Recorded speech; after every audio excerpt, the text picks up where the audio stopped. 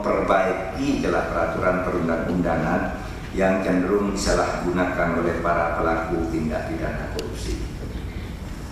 Berdasar hasil review UNCSC putaran 1 dan 2, setidaknya terdapat beberapa isu yang perlu diprioritaskan di Indonesia, yaitu, saya sebut beberapa hal saja: peningkatan transparansi dan integritas sektor publik dan penguatan pelaksanaan reformasi birokrasi.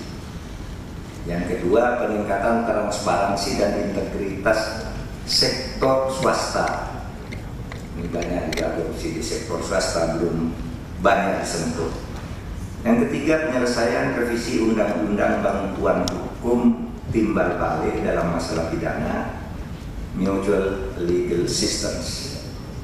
Kemudian berikutnya ada penguatan independensi dan kelembagaan lembaga anti korupsi yang sekarang banyak mendapat sorotan.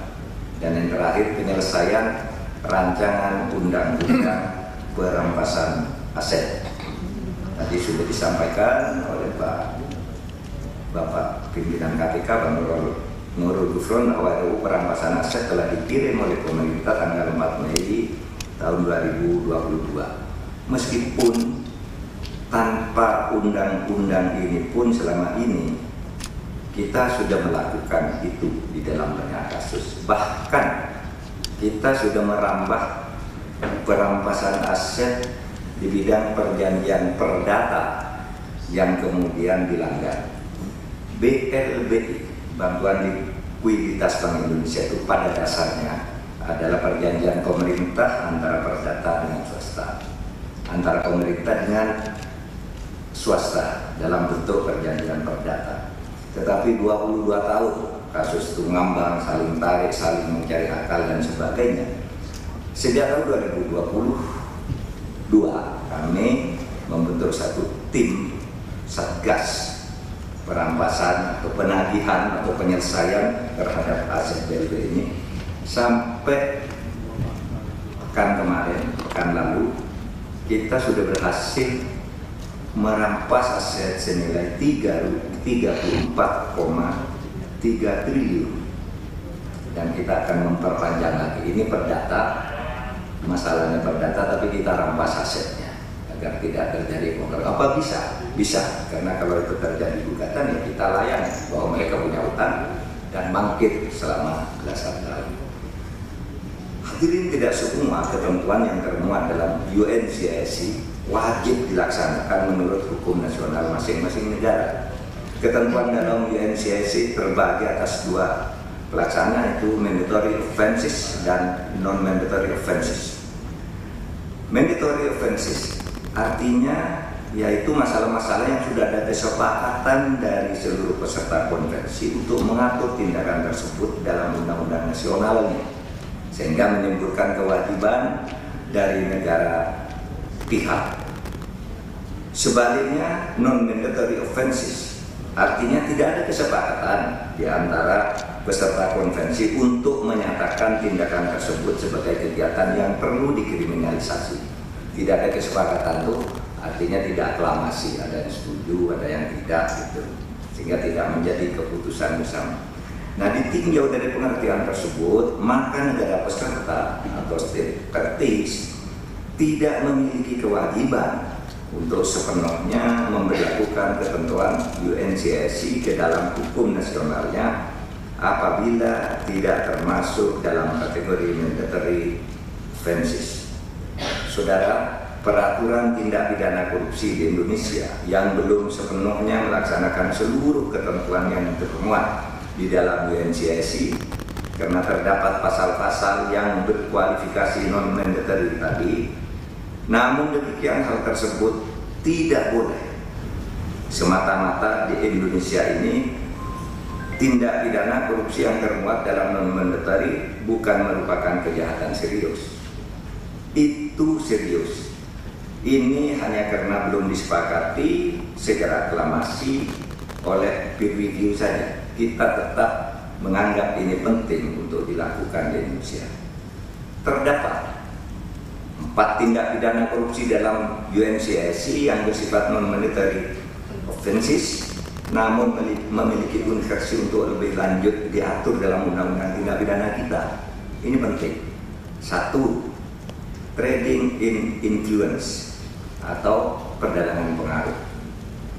Seorang pejabat legislatif mempertemukan seorang swasta dengan pemerintah yang membuat keputusan, lalu dia mendapat bagian, dia dan masuk penjara. Ini hanya kreativitas KPK saja. Aturannya ini belum ada secara resmi, tapi bagus itu dilakukan. Kita mesti tahu contohnya orang yang baru keluar penjara, dan banyak sekali perdagangan pengaruh itu. Nyuruh orang mempengaruhi pengadilannya di mana-mana dipengaruhi begini. Itu banyak sekali. Saudara, perdagangan pengaruh ini merupakan satu contoh ketentuan UNCAC yang bersifat non-monetary offenses yang sepatutnya diatur, meskipun sudah berjalan dari kata Pak Rufron, sepatutnya diatur agar orang tidak berdebat lagi terlalu jauh untuk mempersoalkan ketika seseorang dikenakan tindakan hukum. Yang kedua, selain perdagangan pengaruh, ada juga tindak pidana korupsi di sektor swasta, di mana tingkat kerugian yang timbul dari kejahatan korupsi di sektor swasta itu dari tahun 2001 sampai 2015 itu mencapai 119,7 triliun. Apa tuh korupsi sektor swasta? Ya, orang mengambil keuntungan dengan mempengaruhi pejabat swasta untuk membuat kegiatan, melakukan kegiatan ekonomi dan lain-lain dengan cara melanggar hukum. Swasta dia, tapi dia melakukan misalnya monopoli, kartel dan sebagainya dilakukan secara jahat. Nah, ini juga perlu diatur karena banyak. Yang ketiga, tindakan memperkaya diri sendiri secara tidak sah atau illicit enrichment. Nah, ini banyak. Kita sudah punya LHKPN, tapi coba lihat. Barang LHKPN itu laporannya, kekayaannya resmi 14 miliar lah. Tapi setiap minggu bepergian dengan private jet. Ke luar negeri, ke mana. Mobilnya banyak, kekayaannya tidak dilaporkan banyak. Ada yang bentuknya tumpukan uang tunai dan emas-emas seperti yang terjadi pada Rafael Alun misalnya. Oleh sebab itu, kita pernah mengusulkan pembuktian terbalik. Pembebarannya sudah dilakukan oleh KPK, udah bagus. Artinya Anda dituduh dengan 1 miliar dulu, seperti yang Papua itu, tetapi sesudah prosesnya berjalan, berkembang lebih dari 100 miliar dan lebih lagi nantinya.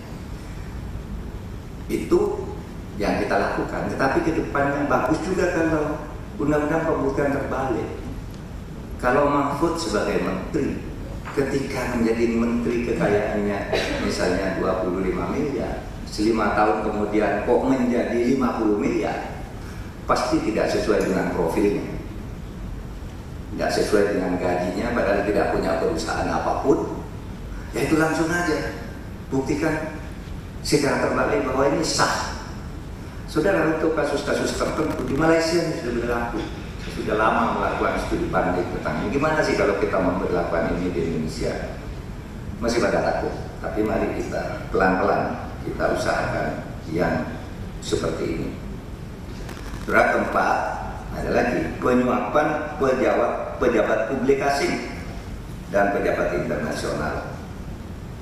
Ya, baru berita di Cina itu pejabat Indonesia menyuap ini untuk kasus ini dan sebagainya. Tidak berjalan di Indonesia, meskipun di koran-koran di negara yang bersangkutan di RRT sudah dimuat pejabatnya ini menyuap ini. Tidak bisa dilacak. Cara pembuktiannya susah. Nah, seperti ini supaya dikejar. Banyak juga orang asing menyuap kita. Banyak. Gitu. Bukan hanya dalam urusan-urusan bisnis, tetapi juga dalam urusan-urusan pembuatan undang-undang misalnya. Agar pasal ini begini, agar pasal ini. Itu juga ada operasi. Saudara, di imigrasi kan ada operasi asing. Nah, saudara sekalian, prosedur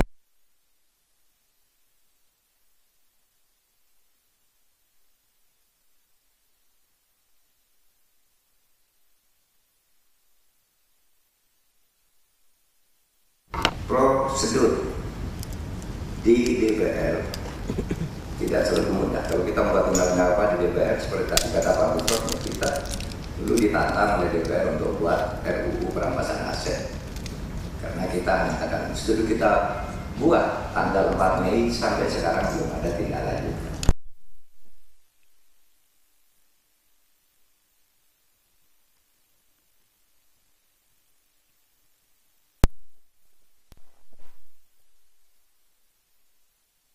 Juga tidak mudah juga. Ketika kita mau memberikan koreksi-koreksi apa dibilang, Mahkamah Agung itu kan independen. Anda tidak boleh ikut ke situ. Atau contoh misalnya kalau dengan DPR kita membuat undang-undang reformasi di bidang politik saja, yang bisa menolak undang-undang partai politik, undang-undang susduk MPR, MD3 itu, MPR, DPR. Itu kan tidak mudah. Kalau masyarakat sudah punya usul ini penting, tidak boleh masuk di sana. Ini juga perlu kesadaran kolektif kita. Nah, saudara sekalian, oleh sebab itu saya kira kita harus punya kesadaran kolektif. Saya ingin memberitakan satu hal yang terakhir, bahwa pekan lalu, tanggal 27 Oktober tahun 2023, kita itu sudah resmi menjadi anggota penuh Financial Action Task Force (FATF).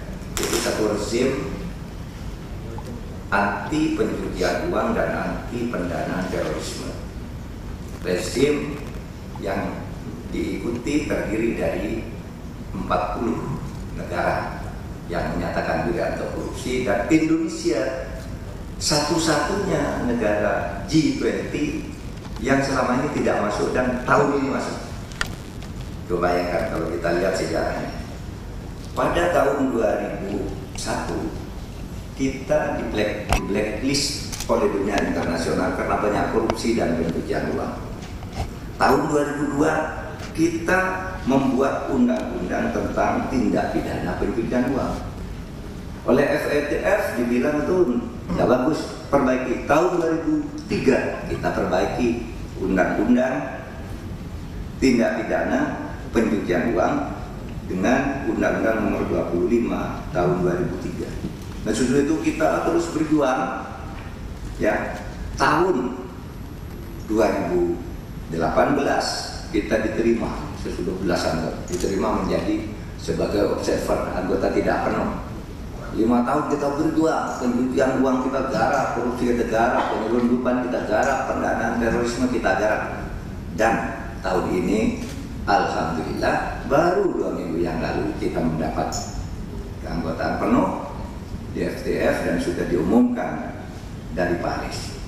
Saudara, akhirnya komitmen pemberantasan korupsi tidak bisa hanya dilakukan parsial dan sektoral.